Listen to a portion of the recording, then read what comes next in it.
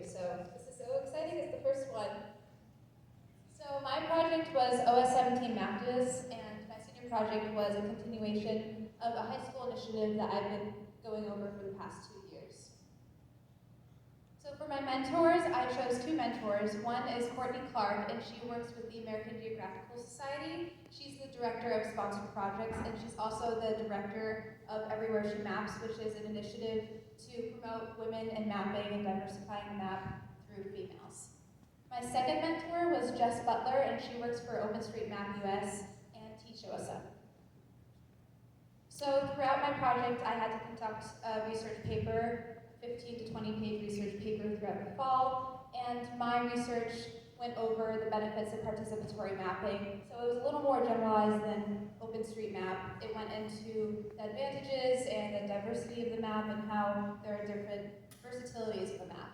So some of the things I went into was the history of the map, and that was really interesting because humanitarian and participatory mapping has always been around. It's been a very popular thing for a while, but it really did gain its popularity in the 1800s with Dr. John Snow when he mapped the cholera outbreak in London. And that was, he mapped the water pumps and the plumbing in the area and then the outbreak itself and how it traveled. And from there they were able to determine that the cholera outbreak was actually waterborne instead of it being airborne or skinborne like they had thought. I also went into digital literacy in students. So something that I went into was the Boy Scouts of America. Recently they created a youth council that went into participatory mapping. So students would have to attend a monthly map-along, so a minimum of 6 map-alongs throughout the year. They'd have to have a minimum of 40 community service hours, and they would have to participate and give their input and teach others and be mentors to other students in mapping. My research, another thing I found was about urban areas and how homeless women and homeless men view and take up the space of their areas around them differently. So homeless women usually are more confident in how to map an area. So when they're given a blank piece of paper and they're asked to map a block, they know the direct route that they take. They know the exact names of the buildings, the streets, and whatnot. So because of that, they had to map to show the differences between their map and the men's map, where the homeless men were a lot less unsure of their mapping. The women were actually way more sure of their mapping because they are more aware of their surroundings. They have to work to avoid something that they identified as the toxic male, which is the homeless men that are prone to violence because of addiction and drugs and alcohol. So they usually are more sure of the women's shelters in the areas, the outpatient centers they can go to if they're hurt. And the men were seeking for validation from the people that were handing them the maps, saying, is this the right area? I don't know. And so they weren't as sure as the women were. But the women were more sure because they had to be sure of the areas around them. So this is just an infographic just talking about the lack of maps throughout the world. So if you aren't on the map, if the community is not on the map, they aren't seen and they're not heard by humanitarian relief organizations. So they won't have access to resources that they are in dire need of, such as clean water, food, militant support, or education. But when you are on the map, you can connect and you can reach out to these organizations such as the USAID or American Red Cross or the UN, and you can ask for this support that you need. But if you're not on the map, then you won't be able to get into contact with them.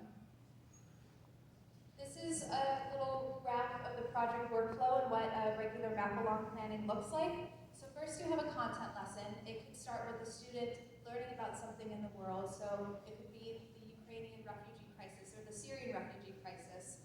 And they'll go into some background information. So what the life in the camps looks like, the displacement of refugees, where they're going, how they're being kicked out of their homes, different bomb shelters in the area. And then we finally pick a project, or we create a project if it hasn't been created yet. And from there we map, and at the end, it'll be a completed map, and it'll be sent off, and you'll have expert advanced mappers, validators validate the map. So OSM is used by a lot of different organizations that are popular. We have Apple, Google, Wikipedia, and OSM is actually called the Wikipedia of maps because anyone can contribute to it. It's completely free. Despite the data being worth around $1.6 billion, it's completely free and accessible. But that doesn't mean it's not accurate. It's always checked. Anything that is sent off is checked by an expert team. So for my physical project, I created the high school initiative to get high school students more involved in mapping, and I actually modeled it after an initiative for college students called Youth Mappers. So we worked with them. You'll see some of their guest mappers from different colleges around the world on there. And what I did was I wanted to connect students to people that use other, lines of work. So American Red Cross or Doctors Without Borders. I wanted to connect those students with those people and see how they use mapping in their line of work and how diverse it can be and versatile mapping was. So first what we did was we created our logo. That's our logo. And then we created our website before we did any kind of reach out to people. So we wanted to have a base of what we wanted to do with our goals, why map. We have videos, a step-by-step on how to create your own chapter, how to set up a tasking manager account to map, and how to map. So we have lots of videos with how-tos and videos on the different guest mappers as well, and their biographies. Then we created our social media accounts. So because our initiative is completely high school based, we wanted to create Twitter and Instagram accounts so that we could reach out to more students and we would be able to access them more, so send out private messages if they need help with any kind of finding advisors to help them create a chapter.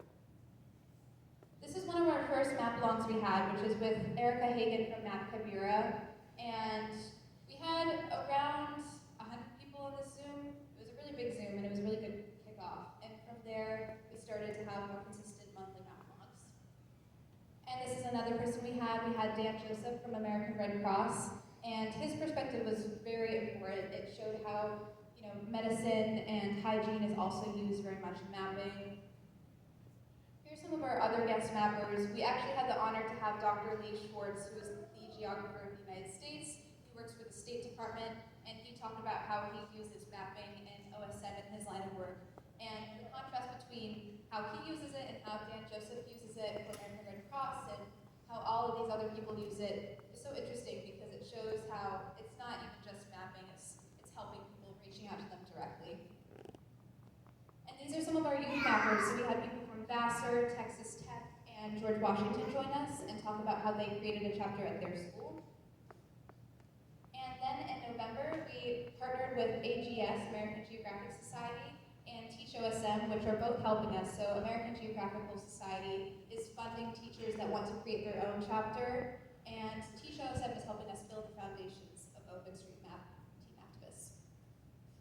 This is one of our Zooms. We have a lot of different people from around the world, so we have participation from over 11 different states and Canada with over 100 of different students.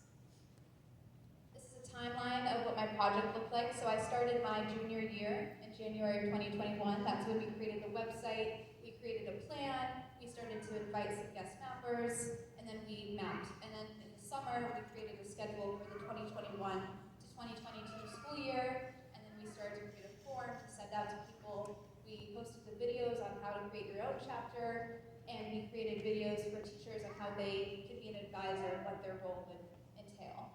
And then in the fall, we hosted our map-alongs, and we met with AGS and held a map-a-thon conference and presented to them. And then in the spring, what I've been doing is we've been hosting the same map-alongs, and then next week we're actually having a community map-a-thon, which is different than a map-along. It's going to be in person, so that's going to be very different, a big event, so we'll be mapping part of the local community. So far, like I've said before, we've had hundreds of different students from different states and Canada, and we've reached globally, which is really great, and we're hoping to expand in the future. And we've had a total of 3 chapters created. So I did run into some challenges here. One of them was just having consistent participation, but the way that we solved this was having the social media accounts and posting and retweeting, and then sending also personal emails and invites. And then another issue was a lot of students wanted to create a chapter, but sometimes teachers would be apprehensive about being an advisor, so they didn't know what the role of advisor would be for them. So for that, we created videos on a how-to and what the role would be, and showing how easy it is to be an advisor. Throughout this project, I learned a lot of things about myself and about my skills, and I built upon my skills. So one of my things was I had to communicate with a lot of different people from all different backgrounds. I had to send business format emails and reach out to people, inviting people to be guest mappers or inviting students or sending out emails to students, helping them create a chapter just like I had. Another thing I learned was organizing small scale versus larger events. So the conference we held with AGS, as well as that versus a map-along or a smaller map-along versus the map-a-thon after that next week, which has been very different. I also learned a lot about the versatility of mapping. Before this, I had known quite a bit, but this just kind of built on that knowledge. But I learned about how it can be used from all different walks of